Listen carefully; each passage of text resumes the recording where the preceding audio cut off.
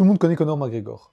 S'il avait envie de se lancer dans le body, qu'est-ce qu'il devrait mettre en place pour vraiment développer son physique? C'est ce qu'on va voir maintenant. Il est riche, célèbre, musclé, et on se dit qu'avec tout ça, il pourrait vraiment améliorer son physique comme il en a envie. Mais c'est un petit peu plus compliqué que ça. D'ailleurs, on va un petit peu regarder sa morpho-anatomie. Pourquoi c'est intéressant d'analyser la morpho-anatomie d'un individu? On peut repérer ici tout simplement, par exemple, le ratio qu'il va y avoir entre la ceinture scapulaire et la ceinture pelvienne. On peut observer justement qu'il a un plus grand ratio qui se joue ici, mais comme son bassin est moyen, il n'a probablement pas le chiffre d'or qui permet justement de décrire cet esthétisme qu'on recherche justement dans le body. Donc pour justement travailler ça, moi je lui conseillerais de bombarder les élévations latérales pour développer davantage le deltoïde plutôt latéral.